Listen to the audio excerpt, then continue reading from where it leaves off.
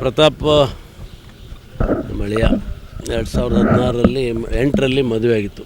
ಕತ್ಲಗಿರಿಯವರು ನಮ್ಮ ಮೊದಲನೇ ಮಗಳಿಗೆ ಸೌಮ್ಯ ಕೊಟ್ಟು ಮದುವೆ ಮಾಡಿ ಅಲ್ಲಿ ನಮ್ಮ ಜೊತೆಗೆ ಇದ್ದರು. ಅವರೇ ಎಲ್ಲ ನಮ್ಮ ಹೊಲ ಮನೆ ನೋಡ್ಕೊಳೋದು ಎಲ್ಲ ಅವರು ನೋಡ್ತಾಯಿದ್ರು. ಇವತ್ತು ಬೆಳಗ್ಗೆ ಊರಿಗೆ ಹೋಗಿ ಬರ್ತೀನಿ ಅಂತ ಹೇಳಿದರು. ಆಯ್ತಪ್ಪ ಹೋಗಿ ಬನ್ನಿ ಅಂತಂದೆ. ಆಮೇಲೆ ಅಬೌಟ್ 1:45 ಒಂದು ಮೆಸೇಜು 1:47 ನೋಡಿದೆ.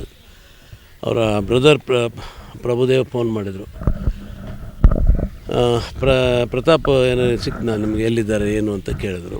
ಗೊತ್ತಿಲ್ಲಪ್ಪ, ಊರಿಗೆ ಹೋಗ್ತೀನಿ ಅಂತ ಹೇಳಿದರು ಅಂತ ಹೇಳಿದೆ. ಈಗೇನೋ ಗುಳಿಗೆ ತೊಗೊಂಡಿದ್ದಾನೆ ಅಂತ ಸುದ್ದಿ ಇದೆ, ಸ್ವಿಚ್ ಆಫ್ ಮಾಡಿದ್ದಾನೆ, ನೀವು ಸ್ವಲ್ಪ ಇದನ್ನೆಲ್ಲ ಟ್ರ್ಯಾಕ್ ಮಾಡಿಸಿ ಅಂತ ಹೇಳಿದ್ರು. ಆಮೇಲೆ ನಾನು ಮಾಡಿದೆ, ರೀಚ್ ಆಗಲಿಲ್ಲ. ಆಮೇಲೆ ದಾವಣಗೆರೆ ರೂರಲ್ DSP ಅವರಿಗೆ ಫೋನ್ ಮಾಡಿದೆ. ಫೋನ್ ನಂಬರೆಲ್ಲ ಕೇಳಿದ್ರು, ಕೊಟ್ಟರೆ ಅವರಿಗೆ. ಆಮೇಲೆ ಹೊನ್ನಾಳಿ CP ಅವರಿಗೆ ಹೇಳಿದೆ. ದೆನ್ ಶಿವಮೊಗ್ಗ SP ಅವರಿಗೆ ಹೇಳಿದ್ವಿ.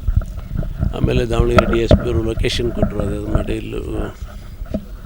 ಅದು ಕಾವಲಿ ಅಲ್ಲಪ್ಪ, ಫಸ್ಟು ಬೇರೆ ಕಡೆ ಲೊಕೇಶನ್ ಇಲ್ಲಿ ನ್ಯಾಮತಿ ಹತ್ರ ಮತ್ತು ಎಂಥ ಊರದು, ಚೆನ್ನಾಲೆ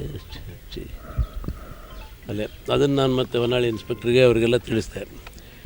ಆಮೇಲೆ SP ಶಿವಮೊಗ್ಗ ಅವರು ಹೇಳಿದ್ರು, ಅದು ಲೊಕೇಶನ್ ಅವ್ರಿಗೂ ಕಳಿಸ್ದೆ. ಇಲ್ಲ, ಅಲ್ಲಿ ಎಲ್ಲೂ ಇಲ್ಲ ಅದು ಆ ಥರ ಅಂತಂದರು. ಆಮೇಲೆ ಫೋನ್ ಅವ್ರು ಸಿಕ್ತು, ಪ್ರತಾಪನ ಫೋನ್ ಸಿಕ್ತು. ಮಾತಾಡೋದು ಮಾಡಿದಾಗ ಆಲ್ಮೋಸ್ಟ್ ಒಂಥರ ಫುಲ್ ಇದರಲ್ಲಿದ್ದಾರೆ, ರೋಸಿ. ಆಮೇಲೆ ವಾಮಿಟ್ ಮಾಡ್ಕೊಳೋದೆಲ್ಲ. ಎಲ್ಲಿದೆಯಪ್ಪ ಏನು? ಹೊನ್ನಾಳಿ ಮಲೆಬೆನ್ನೂರು ರೋಡಲ್ಲಿದ್ದೀನಿ. ಎಲ್ಲಿದೆ ಹೇಳು, ಎಲ್ಲಿದೆ? ಹೊನ್ನಾಳಿ ಮಲೆಬೆನ್ನೂರು ರೋಡ್ ಅಂತ ಸ್ಪಷ್ಟ ಮಾತಾಡ್ತಿರಲಿಲ್ಲ. ಆಮೇಲೆ ಮತ್ತೆ ಎಲ್ಲರಿಗೂ ಹೇಳಿದೆ, ಈಗ ಹೊನ್ನಾಳಿ ಮಲೆಬೆನ್ನೂರು ರೋಡಲ್ಲಿದ್ದಾರೆ ಅಂತ. ಆಮೇಲೆ ಗೊತ್ತಾಯಿತು ಅಲ್ಲಿ ಸಿಕ್ಕರು ಅಂತ. ಪ್ರಭು ಕೂಡ ಅವ್ರ ಬ್ರದರ್ ಹುಡ್ಕಾಕತ್ತಿದ್ರು. ತಗೊಂಬಂದು ಅವರು ಹಾಸ್ಪಿಟ್ಲಿಗೆ ಅಡ್ಮಿಟ್ ಮಾಡೋದಂಥದ್ದು. ಇಮಿಡಿಯೇಟ್ಲಿ ಹೊನ್ನಾಳಿ ಆಸ್ಪತ್ರೆಗೆ ನಾನು ಮಾತಾಡಿದೆ. ಡಾಕ್ಟ್ರಿಗೆ ಮಾತಾಡಿದಾಗ ಅವರು ಇಲ್ಲ, ಈ ಥರ ಈ ಜೋಳಕ್ಕೆ ಏನೋ ಗುಳಿಗೆ ಕೊಡ್ತಾರೆ, ಆ ಥರದ್ದು ಟ್ಯಾಬ್ಲೆಟ್ ತೊಗೊಂಡೆ. ಅಲ್ಮಾನಿ ಏನದು ಗೊತ್ತೆ, I don't have medical time. ಅದು ತೊಗೊಂಡಿದ್ದಾರೆ. ಭಾಳ ಇದ್ರದ್ದು ಗಂಭೀರವಾಗಿದ್ದು. ಹೇಳಿದೆ, ನೀವು ಟ್ರೀಟ್ ಮಾಡೋದಾದ್ರೆ ಮಾಡಿ, ಇಲ್ಲ ಆಗಲ್ಲ ಅಂದರೆ ಫಸ್ಟ್ ಏಡ್ ಕೊಟ್ಟು ಶಿಫ್ಟ್ ಮಾಡೋದಾದ್ರೆ ಬೇರೆ ದಾವಣಗೆರೆಗೆ ಮಾಡಿಬಿಡಿ ಅಂದೆ. ಆಯಿತು ಅಂತ ಅವ್ರು ರೆಡಿ ಮಾಡ್ತಾಯಿದ್ರು. ಆಮೇಲೆ ನಾನು ದಾವಣಗೆರೆಗೂ ಹೇಳಿದೆ. ಆಮೇಲೆ ಪ್ರಭು ಏನು ಹೇಳಿದ್ರು, ಇಲ್ಲ ದಾವಣಗೆರೆ ದೂರ ಆಗುತ್ತೆ, ಶಿವಮೊಗ್ಗಕ್ಕೆ ಹೋಗ್ಬಿಡ್ತೀವಿ ಅಂತ. ಸರಿ, ಇಲ್ಲ ಹಾಸ್ಪಿಟ್ಲಿಗೆ, ಸರಿ ಬನ್ನಿ ಹೇಳಿ ನಾನು ಬರ್ತೀನಿ ಅಂತ ಅಲ್ಲಿಂದ ಬಂದೆ. ಅಷ್ಟೊತ್ತಿಗೆ ಆನ್ ದ ವೇ ಬರ್ತಾಯಿದ್ದೆ ನಾನು.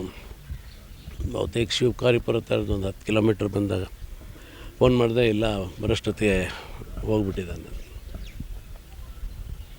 ಇಷ್ಟಾಗಿದೆ.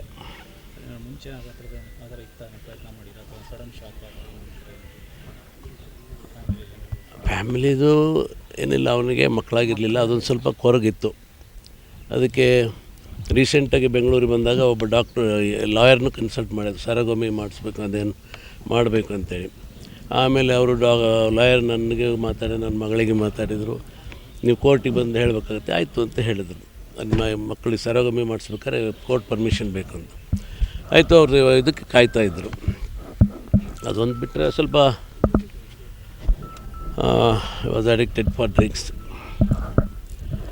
ಅದು ಸ್ವಲ್ಪ ಒನ್ ಟೈಮ್ ಫ್ಯಾಟಿ ಲಿವರ್ ಆಗಿತ್ತು. ಆದಮೇಲೆ ನಾನು ಬೆಂಗಳೂರಲ್ಲಿ ಕರ್ಕೊಂಡೋಗಿ 2 ತಿಂಗಳು ಕಾಡಂಬ ಅಂತ ಒಂದು ಅಡಿಕ್ಷನ್ ಸೆಂಟ್ರ್ ಇದೆ, ಅಲ್ಲಿ 2 ತಿಂಗಳು ಅವ್ರಿಗೆ ಟ್ರೀಟ್ಮೆಂಟ್ ಮಾಡಿದ್ವಿ. ಅಲ್ಲಿಂದ ಬಂದಮೇಲೆ ಚೆನ್ನಾಗಿದ್ದು ಒಳ್ಳೆಯ ಫಿಸಿಕ್ಕು ಇದಾಯಿತು.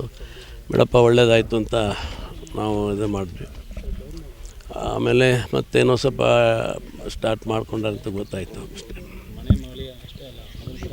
ಮಗ ಇದ್ದಂಗೆ ಇದು ಅವನೇ ನಂದೆಲ್ಲ ಸಂಪೂರ್ಣ ಜವಾಬ್ದಾರಿ. ಎಂಟೈರ್ ಲ್ಯಾಂಡ್ ಇರ್ಬೋದು, ಪಾಲಿಟಿಕ್ಸ್ ಇರ್ಬೋದು, ಎಲ್ಲ ಅವರೇ ನೋಡ್ತಾಯಿದ್ರು. ಮತ್ತು